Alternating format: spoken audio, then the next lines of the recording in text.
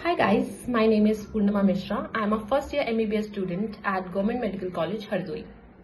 जैसे कि नीट की डेट पास आती जा रही है, we have approximately 1 month, थोड़ा सा कम टाइम 1 month से, but still approximately we have 1 month and this is the most important time of your preparation. अगर इस टाइम आपने थोड़ा सा ज्यादा बिल्कुल फुल जोश के साथ आपने अपनी प्रिपरेशन कर ली तो you will be very very close to your selection and to your dream college. So here I am. I will give you some of the tips which I followed, which will help you to boost your marks in your NEET exam. So पहले मैं थोड़ी सी general tips दूंगी, then I will tell you specifically for each subject. सबसे basic tip and which is actually the most important and सबसे true कि revision is the game changer.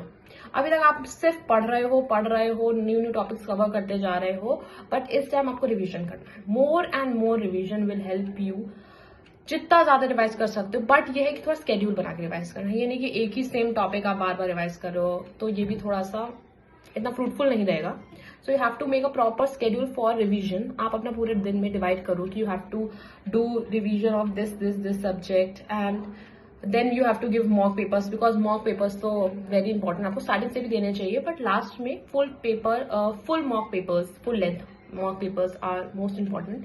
And अब तो ये टाइम आ गया कि आपको स्टार्ट कर देना चाहिए. इट डजेंट मैटर कि आपने कहाँ पर आप प्रिपरेशन पे हो, you have completed your whole syllabus और नॉट, इट डजेंट मैटर. आप स्टार्ट कर दो देना side by side, complete your syllabus, but please don't be like you have to complete your syllabus then only you will give mock paper. No, तो कभी आप नहीं दे पाओगे, बिकॉज सिलेबस कभी नहीं पूरा होगा आपके अकॉर्डिंग और आप कभी स्टार्ट नहीं कर पाओगे मॉक पेपर देना. तो फिर ये तो बहुत बड़ा ड्रॉबैक, ये बहुत बड़ा आपके लिए एक पुल आउट फैक्टर हो जाएगा.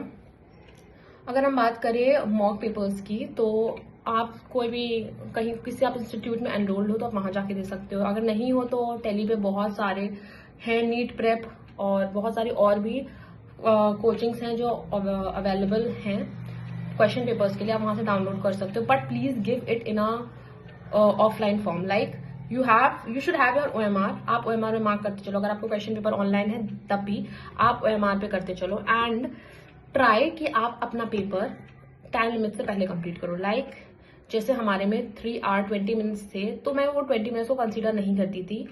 मैं सिर्फ 3 hour में कंप्लीट करती थी, because speed matters a lot and speed थोड़ा सा मेरा भी एक ड्रॉबैक था, तो मुझे उसको सही करना था. तो मैं यही करती थी कि 20 minutes को मैं कंसीडर ही नहीं करती थी. स्टार्टिंग में इट वाज लाइक कि यार पेपर छूट रहा है, बट धीरे धीरे वो काफी हेल्प किया स्पीड को इम्प्रूव करने के लिए. तो you can also do like that.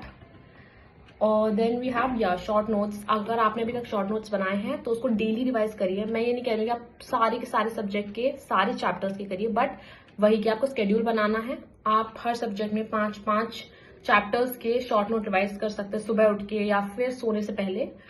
Then yes, new syllabus. अगर जैसे आपका सिलेबस कंप्लीट नहीं हुआ है अभी तक, तो यू कैन डू लाइक आप रिवाइज करो, मॉक पेपर दो. वो तो देना ही देना, आप स्टार्ट कर दीजिए मॉक पेपर देना. अगर अब आपने लेट कर दिया तो वो बहुत गड़बड़ हो जाएगा. दे दो जितना भी पूरा हुआ, 50% 40% जितना सिलेबस हुआ है स्टार्ट कर दो देना, वो भी फुल लेंथ. तो सिलेबस के लिए मैं कह रही थी कि आप सिलेबस का ये कर सकते हैं कि जितना सिलेबस आपने अभी तक करा है इट्स फाइन. अगर अब आपका सिलेबस बचा तो अगर वो वेरी इंपॉर्टेंट टॉपिक्स में से है, जैसे कि सेमीकंडक्टर्स हो गया, मॉडर्न फिजिक्स हो गई, तो आप उसको कंप्लीट करते चलो साइड बाय साइड. तेजी से कंप्लीट करिए. बहुत ज्यादा आप छोटे छोटे क्वेश्चन और बेबी स्टेप्स में मत कंप्लीट करिए, बहुत ज्यादा टाइम लग जाएगा.